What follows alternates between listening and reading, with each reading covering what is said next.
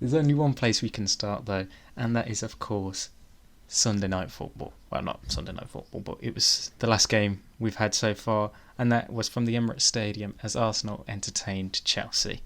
Inverted commas, entertained when you put that in. Well, yes.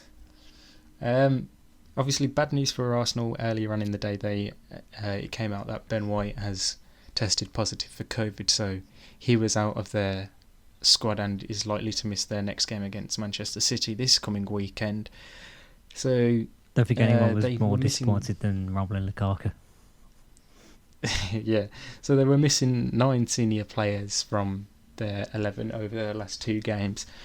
We're fortunate enough to welcome back Pierre-Emerick Aubameyang to the bench. He did make an appearance in the second half, but that first half was just purely dominant from Chelsea, wasn't it? That was the half that I guess proved Chelsea are going to be a threat this year. At least at the top level. Everyone knows they're going to be top 4. But Lukaku just added something that we didn't think could be added. Yeah, I mean, Pablo Mari in that first half just got bullied by Lukaku. The first goal just summed it up. I don't think Pablo Mari is the answer for Arsenal. He would have been his Lukaku. Yeah, I mean, this brute strength of Lukaku just to bully Mari so much was it's hilarious to see throughout that first half. Well, it's funny because even his attempts at trying to win a foul, I just didn't laugh at. It was like, you've just been finished. Walk off now. Yeah, 100%. I was thinking at this rate, you might as well sub him off at half time because he was just being absolutely run ragged by Lukaku. But that front three of Chelsea, Mount, Havertz and Lukaku, that looks like it could be a deadly trio this season. Yeah, well, Chelsea have got so many different trios they can utilise with Lukaku. I mean, Ziyech be brought in, Werner was brought in the second half, both of them, so you saw that change in the second half. Pulisic is to come back as well, so there's a lot of options, like you said, up top for Thomas Tuchel to experiment with this season. Yeah, it's frightening for every other team in that top 4 race, you'd think. Oh, 100%. They seem to have the most versatile attack. Yeah. Or the best. The fact that they didn't even start Kante. I just get why that midfield isn't Kante doesn't get a game. I mean, I think he was still coming back to full fitness, but the fact that you can bring N'Golo Kante off the bench, Jesus Christ, that is saying something about the squad depth that Tuchel has available. But yeah, so Lukaku opens his Chelsea account, scoring after 15 minutes, which is his first goal in Chelsea colours ever, because he didn't score for them first time round. He's scored at his debuts now almost every club he's been at. I think apart from Chelsea. Well, no, he has now. He did that second debut. No, his second debut, yes, but debut, obviously the first debut. Yeah, he scored at West Brom on his debut, Everton, Manchester United and Inter Milan, and now Chelsea, which is an incredible feat for someone to be continuing on in his longevity of his career. I think Zlatan has also got something similar. He's still trying to find the rivalry in them. Don't now. No, don't worry. But yeah, easy as you like for him. Great balling by Reece James for him. Just simple tapping after he just beat Mari. Reece James needs singling out more than anyone. Yeah, he was unreal. He was, one of his best performances in a Chelsea shirt, I think, so far. Yeah.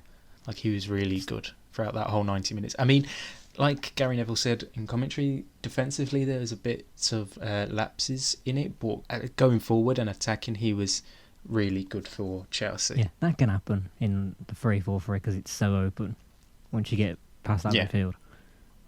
But 100%. Reece James, as we've always known him as defender, not as much as in the attacking side. But this game proved that wrong. Yeah, really did. I mean, he just loved getting forward at Rob Holding. No, Cedric Suarez, sorry. Was it Cedric Suarez? Side of Rob Holding. Yes, Cedric was the right back. Yeah, so he would have been going at Kieran Tierney. But The thing with Tierney was that he was getting pulled out of position because his defence was all over the place. Yeah. I mean, he really struggled defensively that game because, I mean, you've got Mason Mount, who was also on that right-hand side, always moving from out wide to come into the middle. So that allowed the space for James to operate in, and he was just able to utilise that free space as much as possible. Yeah, and again, Arsenal just didn't have the defence. Just shocking, really, because at no point did they ever look in line with one another. Nor did it was all over the place. Nor did it seem like there was a leader in there. I mean, I know that everyone was always criticising him, like, why was he an Arsenal player? But at least David Luiz gave you that bit of leadership when it was needed amongst the back four, where that back four yesterday, just like you said, looked all over the shop. And no one really commanding it. Yeah. But the attack on the other hand, at least somewhat looked okay. Bit like as Brentford, the obvious names. They beat Smith Rowe again, looked decent. Yeah. Saka looked good. Yeah. Trying to figure out else looked. Albert Sambi Lokonga was all right at times. Yeah. Like he had a really solid home debut for Arsenal. He feels like someone that will take time and then he'll come into his own, but he's got to have the options around him. Definitely so. It's just a tough start to life, though, for Mikel Arteta this season. Yeah. I mean, they're yet to score a goal in the Premier League. 2 games, 0 goals, 4 conceded. And Manchester City up next as well. You had to say straight away, I had a joke for that. Sorry. I was leaving that for what the was end. Your joke gonna be it's gone now. It's finished.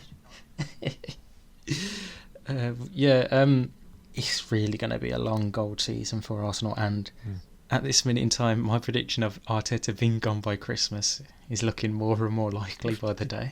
It's certainly getting there. It's not looking as bold now, is it? There's only one thing I can like of Arsenal, and it's their half-time entrance music picks. Yes. I admire how much their PA announcer is just on it with pop culture. Cult of personality of all the weeks to do it in. What a guy. Really. Although Cult of Personality is not the best choice of song for Arsenal right now. It's just... Yeah. Oh, God.